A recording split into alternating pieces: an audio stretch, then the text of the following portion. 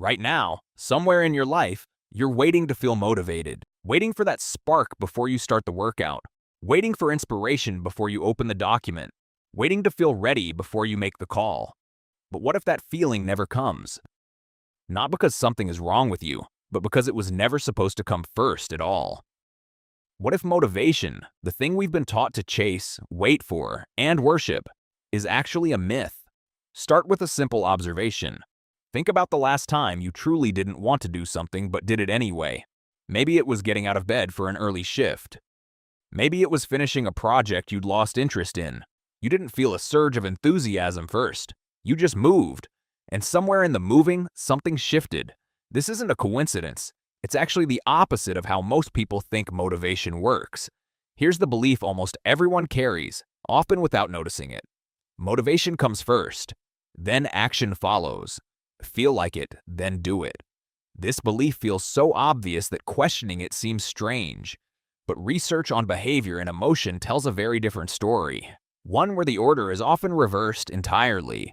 Psychologist Dr. B.J. Fogg, who founded the Behavior Design Lab at Stanford University, has spent years studying what actually drives human action.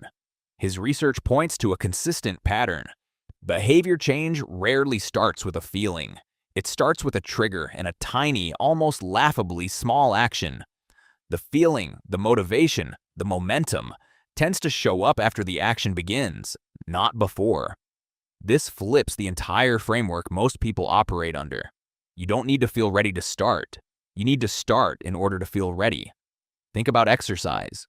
Countless people say they're waiting to feel motivated to work out, but surveys and interviews with people who exercise consistently reveal something surprising. Most of them don't feel like working out most days either. They just have a system that removes the decision. Shoes by the door, clothes laid out the night before. A commitment to just 5 minutes, not an hour.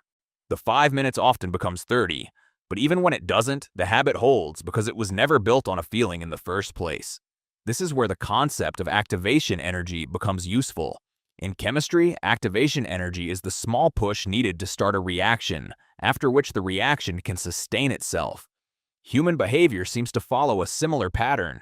The hardest part isn't finishing the task, it's the first 30 seconds of starting it. Once you're moving, continuing is far easier than most people expect. But almost all of the resistance lives in that opening moment, and motivation, the feeling we wait for, almost never shows up early enough to help with it. So if motivation doesn't drive action, what does? Neuroscientist Dr. Andrew Huberman, who runs a research lab at Stanford focused on the biology of behavior, has explained that the brain's dopamine system is more closely tied to pursuit and progress than to the initial desire to begin. In simpler terms, dopamine rewards movement toward a goal, not the anticipation of the goal itself. This means that starting, even in a small, unmotivated way, is often what generates the internal reward that people mistake for motivation. You don't wait for the reward to start. The starting creates the reward. This reframes an entire lifetime of self-blame. If you've ever told yourself you're lazy, undisciplined, or simply not a motivated person, consider this. You may have been waiting for a feeling that was never designed to arrive on command. Motivation was never a reliable starting engine. It's more like a byproduct generated by the exhaustive movement, not the fuel in the tank. Now consider what happens when someone builds their entire identity around waiting for motivation. Days pass, then weeks. The task remains undone, not because the person lacks ambition, but because they're stuck at a starting line that was designed incorrectly from the beginning. This creates a painful loop. The longer someone waits for the feeling, the more evidence accumulates that they're somehow deficient. But the deficiency was never in the person. It was in the model they were taught to follow. Let's go back further, to something almost primal. For most of human history, our ancestors didn't need motivation to hunt, gather, or seek shelter before nightfall. Survival didn't ask for enthusiasm. It demanded action, often under conditions of fear, exhaustion, or discomfort. The humans who waited to feel inspired before searching for food didn't tend to pass on their genes. The ones who moved despite discomfort did. In this light, waiting for motivation isn't just a modern productivity problem. It may be working against millions of years of behavioral wiring that never depended on emotional readiness in the first place. This raises an uncomfortable but freeing question. What if the people we admire for being disciplined aren't actually more motivated than everyone else? What if they've simply stopped waiting for the feeling altogether?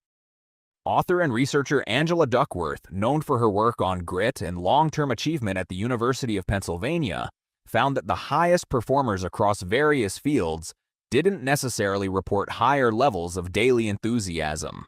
What set them apart was a consistent pattern of showing up regardless of how they felt on a given day. Their achievement wasn't fueled by a constant emotional high.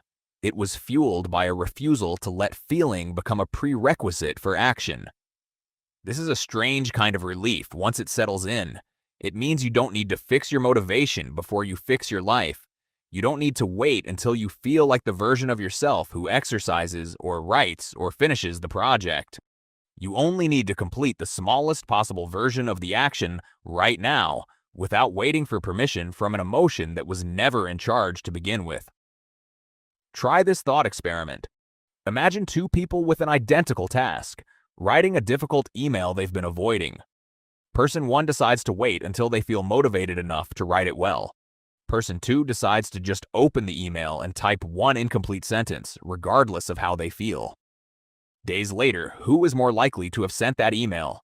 The research on behavior strongly favors person 2, not because they had more motivation, but because they never let its absence stop them from beginning. This doesn't mean motivation doesn't exist. It clearly does, as a feeling, a burst of energy that sometimes arrives unannounced and makes things temporarily easier. But treating it as a requirement rather than an occasional bonus is where the myth causes damage.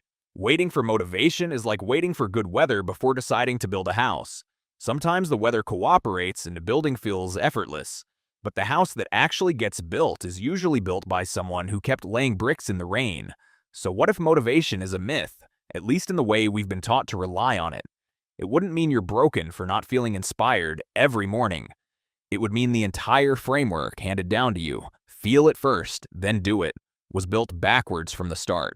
The real order was always action first, feeling second, small movement generating the momentum that we mistakenly call inspiration.